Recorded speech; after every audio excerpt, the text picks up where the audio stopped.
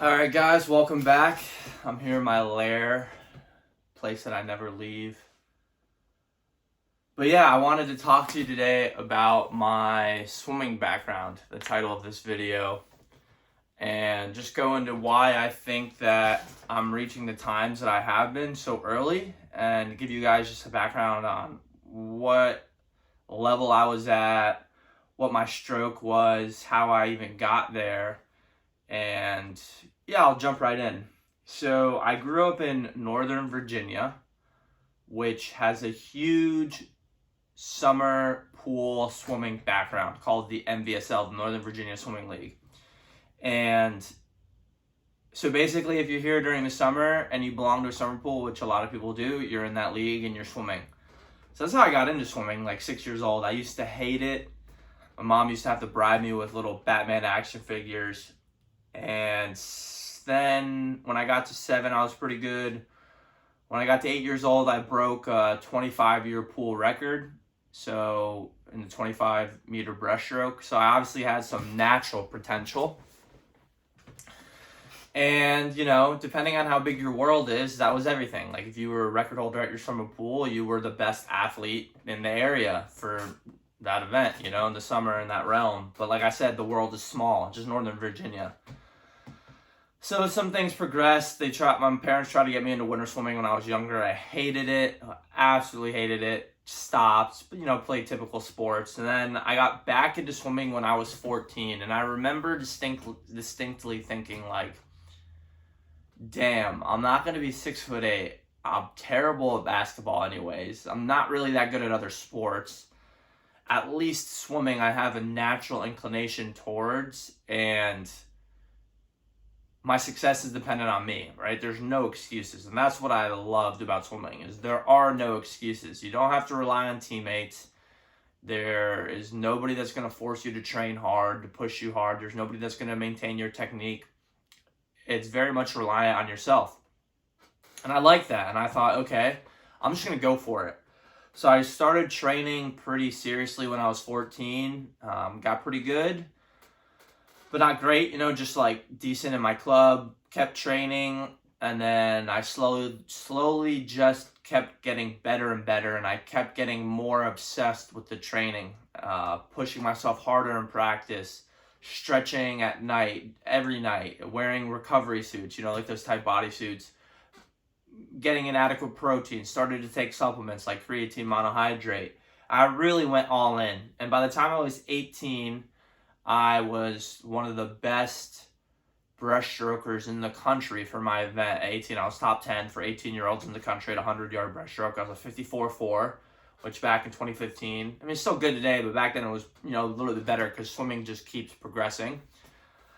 So I did that for a bit, and I was fortunate enough to get a scholarship at the University of Notre Dame. Went to college.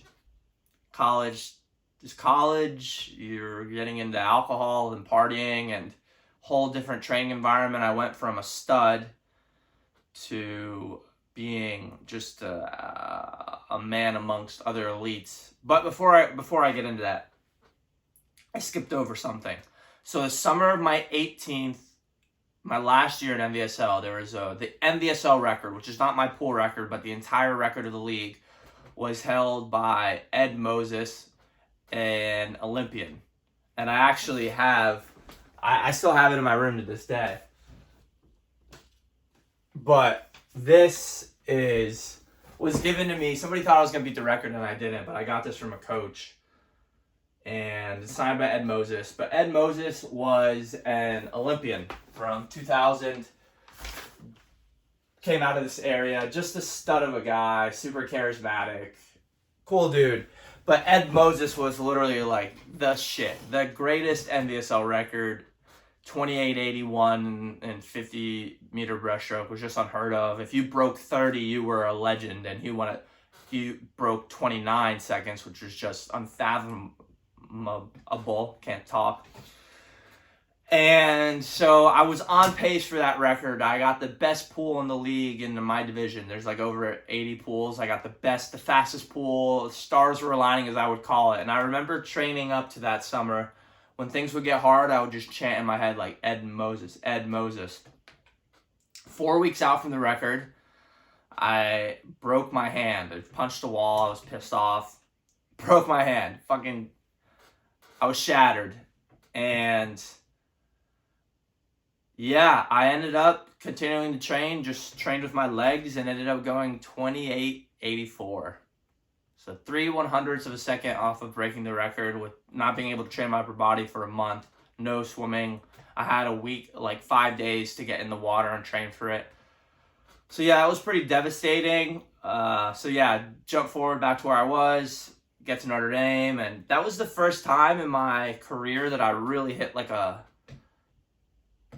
lull, right? And I get to Notre Dame, I had to train back up, and my swimming career just never really went anywhere further than that. You know, I was a decent swimmer at Notre Dame, not that great, known as the worst in-season swimmer of all time, just constantly overtrained. The environment wasn't conducive for me to reach my peak, and so I ended up dropping time. I think now I'm like just outside the top 10 all time in 100 breaststroke at Notre Dame, but I didn't reach my potential.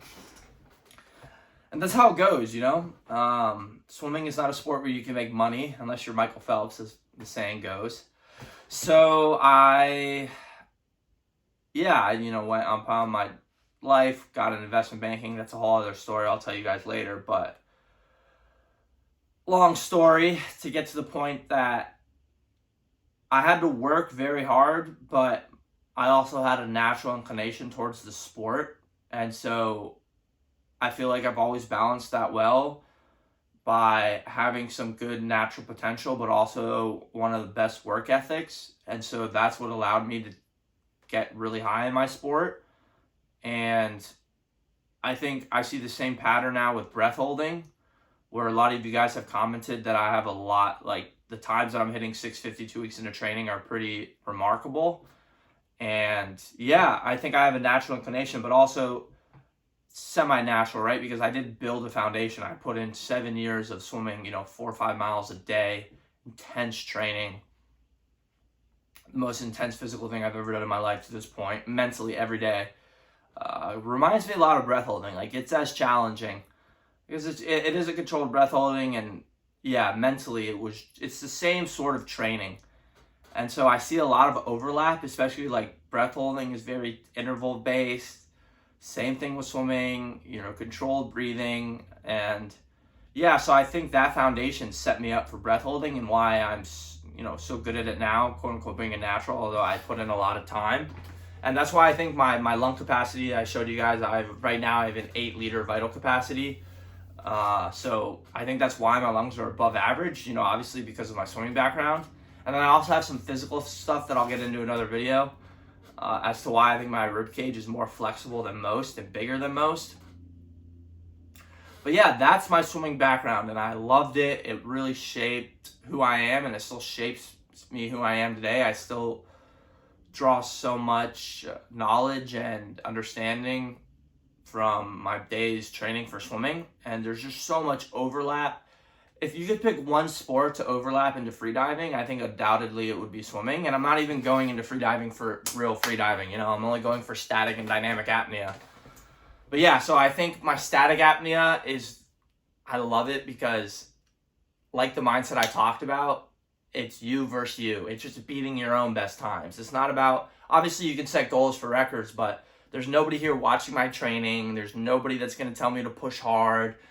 To make my physical body adapt, I have to mentally overcome a primitive part of my brain, which is telling me to breathe. So it's all on me. Same thing like my swimming. That's how it was. And that's why I love it. Like, I've gotten to static apnea. It just feels so natural. Like, this is what I love to do. And I want to get into dynamic apnea because obviously my background as a breaststroker, pullouts underwater, it's the most, the stroke that transitions the quickest to underwater dynamic no fins, right? Because you're essentially doing very slow breaststroke pullouts underwater across the pool. So this one I have. I'm very comfortable in the water. So I'm officially adding a new goal of mine to break the 159 meter DNF, dynamic no fins record. I think I can do it. And the cool part is that my static apnea training will just it's synergistic with that record, going for that record. So yeah, that's a little bit about my swimming background.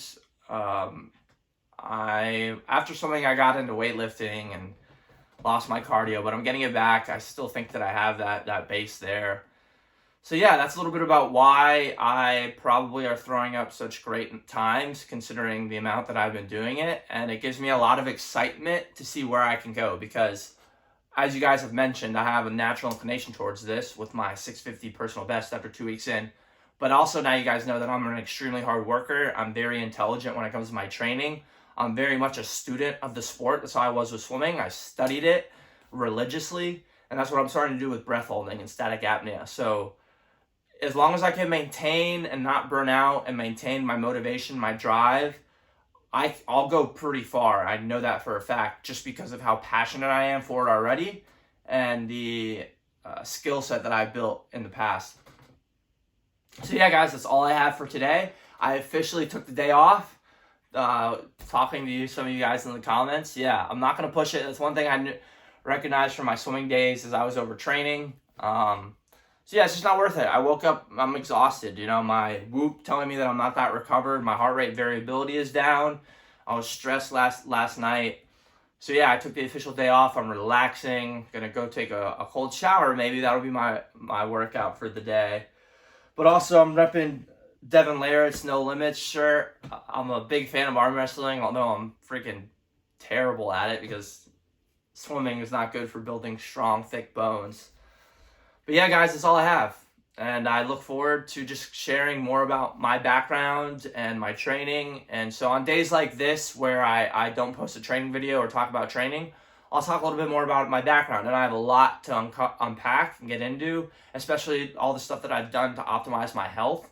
So that'll be in more videos in the future. But let me know what you guys think. If you like this sort of stuff, telling you about, you know, what I did in my history with swimming, and how it's gotten me to where I am today.